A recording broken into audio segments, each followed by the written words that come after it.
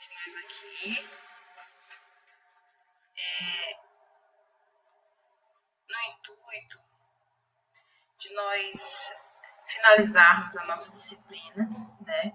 Essa troca de conhecimento mútuo que fizemos até aqui, queremos fazer um pouco a reflexão no campo da psicologia da educação, o papel do professor, o seu papel enquanto professor nesse contexto de sala de aula, né?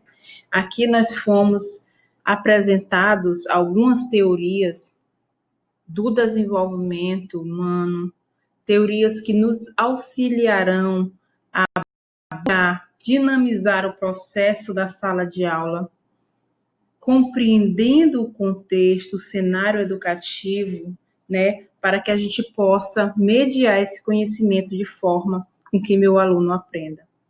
Então, o cenário educacional atual, ele aponta necessidade de implantação de ações pedagógicas que desafiem o meu aluno.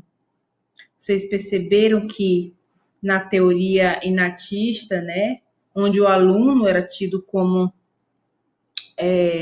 aquele aluno da escola tradicional, onde o aluno era tido como aquele que só aprendia a partir de uma função genética, ou aquele aluno que era tido como uma tábula rasa, que ele não tinha o direito de conversar, de articular suas ideias com o professor, apenas recebia aquele conteúdo.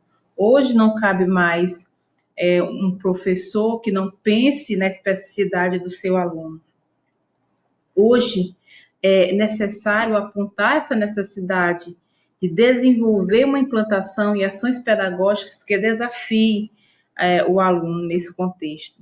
A psicologia da educação, ela vem trazer esse pensar, esse refletir, essa forma de fazer escolhas, ou seja, buscar teorias que complemente as ações pedagógicas e que possibilite o meu aluno avançar naquele aprendizado que está estagnado. Qual é o meu papel enquanto professor a partir da busca incessante de metodologias para melhorar minha sala de aula? Justamente propor essas soluções para essas questões, os problemas contemporâneos educacionais, preparando para trabalhar, exercer a sua cidadania, cuidar do ambiente em que ele vive.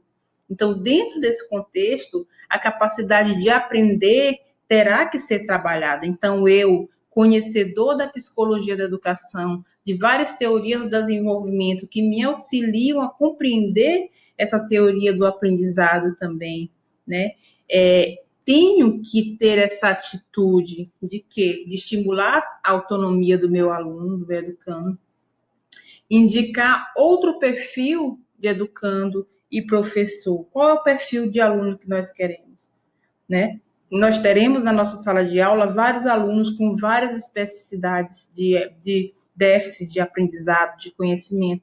O meu papel, enquanto professor, mediador desse conceito, dessa construção de ideias que o meu aluno vai conseguir construir a partir do que eu ensino, tem um papel importante meu, né?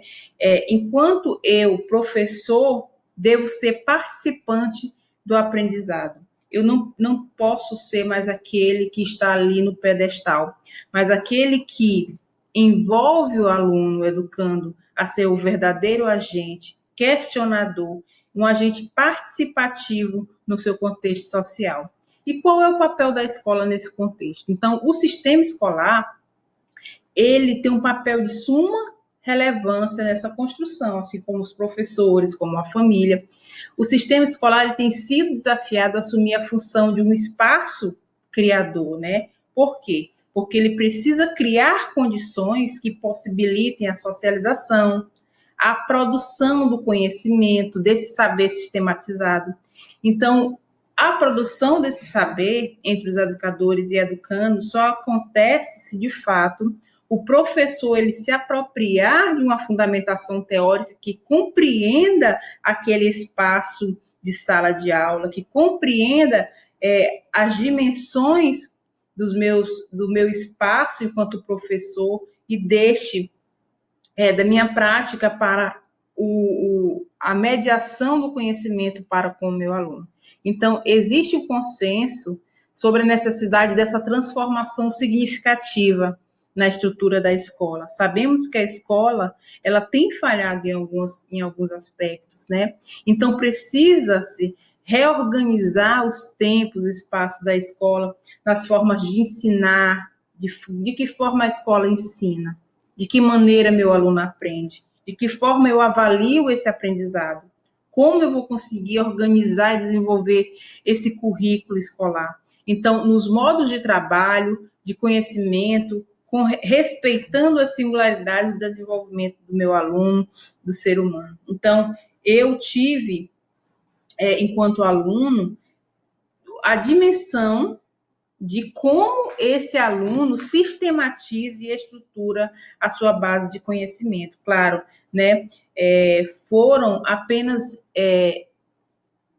um incentivo, foram apenas uma semente plantada, enquanto vocês, futuros pedagogos, professores, né, em formação, pedagogos já são, né, professores em sala de aula, a compreender a dinamicidade desse espaço, né, o espaço que eu ensino, o espaço que meu aluno aprende, o espaço de conhecimento dessa troca de saberes. Então, nesse campo da psicologia da educação, também é o papel do professor atuar como mediador, construir esse conhecimento e fazer com que meu aluno aprenda esse contexto. E aí, preciso criar possibilidades que o educando tem, de aos poucos ampliar sua rede de significados, de tal forma que a sua aprendizagem a respeito de um determinado assunto seja cada vez mais compreensivo e significativo, que de acordo com David Ausubel, né, na aprendizagem significativa, o papel de mediação do professor é de suma importância, porque ele leva ao aluno instrumentos capazes dele compreender esse aprendizado. Na aula anterior, vocês viram que eu não posso aprender por outro, né? Mas eu posso mediar um conhecimento, uma estratégia de ensino para fazer com que o outro aprenda. Então, com essa readequação de tempo, recursividade, ou seja, reorganização de todo esse espaço, consiste em retomar um conceito, acrescendo a ele novos elementos. Então, aquilo que Vygotsky vem tratar na teoria histórico-cultural, quando ele diz que o professor ele precisa criar mecanismos para fazer com que o seu aluno avance. O bom professor é aquele que sabe que seu aluno ele está estagnado e ele trabalha com várias metodologias para que seu aluno avance nas suas funções superiores. Então, e isso que vem dizer nessa citação, que o professor ele precisa retomar o conceito, né, fazer com que o aluno acrescente novos elementos, novos contextos, num grau de complexidade ainda maior, para possibilitar ao educando que não aprendeu, que ele aprenda.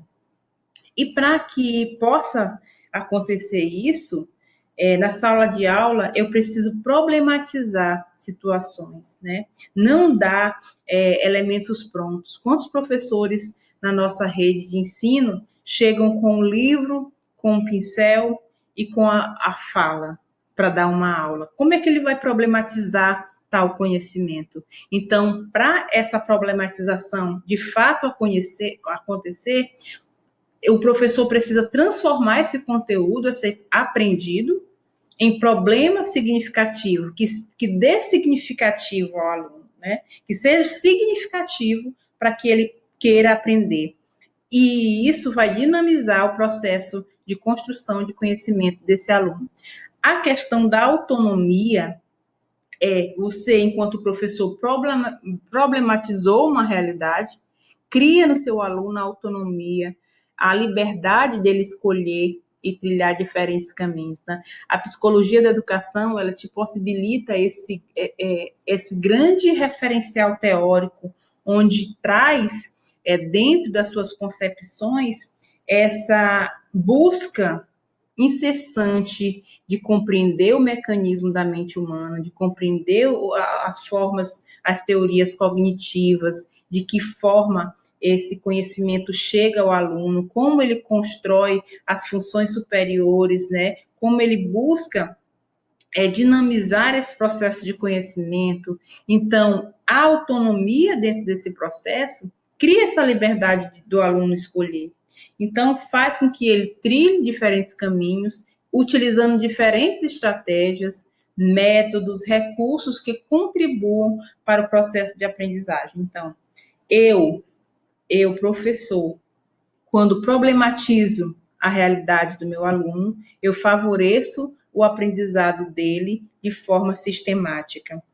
Uma coisa é eu chegar na minha sala de aula introduzindo a poluição ambiental com um livro didático, né? Falando sobre poluição ambiental, trago os conceitos no livro didático. Outra coisa, eu ir lá na minha realidade, na minha comunidade e trabalhar esse conceito, dando uma autonomia para o meu aluno. Então, compreendendo as teorias, eu vou saber que meu aluno ele pode construir conhecimento por meio de interações, por meio dessa construção mútua. Então, se eu, enquanto professor, tenho o papel de levar com que meu aluno possa compreender tais conceitos curriculares, eu preciso fazer minha parte, planejar, ser flexível e buscar dinamizar esse processo. Os desafios, meus queridos, são muitos. O professor, ele está imbuído de muitos desafios, né? Se você olhar para o lado, você vai ver uma criança sem sala de aula, por conta de um dos desafios que nós estamos enfrentando nesse momento atual. Eu, enquanto professora, eu preciso superar os desafios, preciso apropriar das tecnologias educacionais, por exemplo, construir uma base teórica que antes eu não tinha, para poder me fundamentar sobre a importância da tecnologia educacional para a minha prática, né? E como essa compreensão me possibilita chegar até o meu aluno. Olha, quantos professores não precisaram se reinventar, né? Reinventar a sua prática, buscar autonomia, buscar ressignificar suas experiências para adequar essa forma de ensinar. E a forma de aprender dos alunos nesse momento atual também modificou-se, né? Quantos professores não estão no contexto da sua casa, construindo materiais pedagógicos para dinamizar uma aula via internet, né? E quantos professores em sala de aula não precisaram quebrar, né, essa questão essa questão de recusa da tecnologia, porque muitos professores, eles não têm esse domínio tecnológico, então eles quebraram isso, esse paradigma da recusa, né, de recusar aquela tecnologia educacional para poder se reinventar. Então, a psicologia da educação, trazendo várias contribuições teóricas, nos possibilita a visualizar determinadas situações. Pessoal, agora eu quero mostrar para vocês uma história muito interessante. Eu não sei se vocês já viram essa história, mas tem tudo a ver com o que nós estamos trabalhando, né? Essa questão de humanizar, de teorizar a minha prática e fazer a diferença na vida do meu aluno. Podemos fazer a diferença, né? Começa assim. E aí, vamos começar a história. Prestem bastante atenção. Relata a senhora Teresa que no seu primeiro dia de aula parou em frente aos seus alunos da quinta série primária e, como todos os demais professores, lhe disse que gostava de todos por igual. No entanto, ela sabia que isso era quase impossível, já que na primeira fila estava sentado um pequeno garoto chamado Ricardo. A professora havia observado que ele não se dava bem com os colegas de classe. Muitas vezes suas roupas estavam sujas, cheiravam mal. Houve até um momento em que ela sentiu o prazer de lhe dar nota vermelha, ao corrigir as suas provas e trabalhos. Ao iniciar o ano letivo, era solicitado a cada professor que lesse com atenção a ficha escolar dos seus alunos para tomar conhecimento das anotações. Ela deixou a ficha de Ricardo por último, mas quando leu, foi grande a sua surpresa.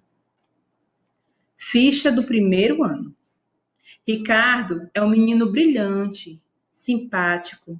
Seus trabalhos sempre estão em ordem e muito nítidos. Tem bons modos e é muito agradável estar perto dele. Ficha do Ricardo no segundo ano. Ricardo é um aluno excelente, muito querido por seus colegas, mas tem estado preocupado com sua mãe, que está com uma doença grave e é desenganada pelos médicos. A vida em seu lar deve estar sendo muito difícil. A ficha do terceiro ano. A morte da sua mãe foi um golpe muito duro para Ricardo. Ele procura fazer melhor, mas seu pai não tem nenhum interesse e logo a sua vida será prejudicada se ninguém tomar providência para ajudá-lo. Ficha do quarto ano. Ricardo anda muito distraído e não mostra interesse alguns pelos estudos. Tem poucos amigos e muitas vezes dorme na sala de aula. Deu-se conta do problema. Ficou terrivelmente envergonhada. Piorou quando lembrou dos lindos presentes de Natal que os alunos lhe haviam dado, com papéis coloridos, exceto o de Ricardo, que estava enrolado num papel de supermercado. Lembrou que abriu o pacote com tristeza, enquanto os outros garotos riam ao ver uma pulseira faltando algumas pedras e um vidro de perfume pela metade. Apesar das piadas, ela disse que o presente era precioso. Pôs-se a pulseira no braço e um pouco de perfume sobre a mão. Naquela ocasião, Ricardo ficou um pouco mais de tempo na escola do que de costume. Relembra ainda que ele lhe disse que ela estava cheirosa como sua mãe. Naquele dia, depois que todos se foram, a professora chorou por longo tempo. Em seguida, decidiu mudar sua maneira de ensinar e passou a dar mais atenção aos seus alunos, especialmente a Ricardo. Com o passar do tempo, ela notou que o garoto só melhorava, e quanto mais ela lhe dava carinho e atenção, mais ele se animava. Ao finalizar o ano letivo, Ricardo saiu como o melhor da classe. 6 anos depois, recebeu uma carta de Ricardo, contando que havia concluído o segundo grau, que ela continuava sendo a melhor professora que tivera. As notícias se repetiram até que um dia ela recebeu uma carta assinada pelo Dr. Ricardo Stolber, seu antigo aluno, mais conhecido como Ricardo. Mas a história não terminou aqui. Tempos depois, ela recebeu o convite de casamento e a notificação do falecimento do pai de Ricardo. Ela aceitou o convite no dia do casamento, estava usando a pulseira que ganhou de Ricardo anos antes e também o perfume. Quando os dois se encontraram, abraçaram-se por longo tempo e Ricardo lhe disse ao ouvido: "Obrigado por acreditar em mim e me fazer sentir importante, demonstrando-me que posso fazer a diferença." E com os olhos banhados em lágrimas, sussurrou: "Engano seu. Depois que eu o conheci, aprendi a lecionar, a ouvir os apelos silenciosos que ecoam na alma do educando. Mais do que avaliar as provas, dar a nota, o importante é ensinar com amor, mostrando que sempre é possível fazer a diferença." Gente, não é uma história linda? Uma história emocionante da relação professor-aluno Olha aquela questão que eu colocava para vocês, a questão do rotular, né? Rotular o meu aluno. O que esse aluno está acontecendo? O que está acontecendo com o meu aluno? Por que ele está dessa forma? Por que ele está bagunçando? Por que ele está brigando em sala de aula? A psicologia da educação, fazendo-me compreender essas teorias, ela vai saber buscar um dimensionar da minha prática, entender o meu aluno, poder enxergar o aluno de outra maneira, né? Então, eu gostaria de me despedir da turma, daqui a pouco nós poderemos ir para o chat.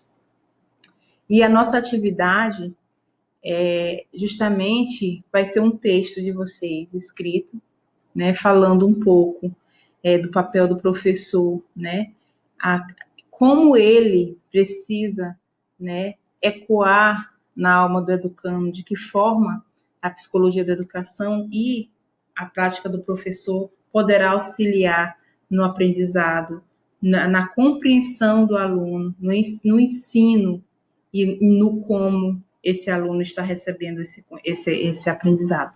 Bom? Eu espero que vocês tenham gostado da nossa disciplina.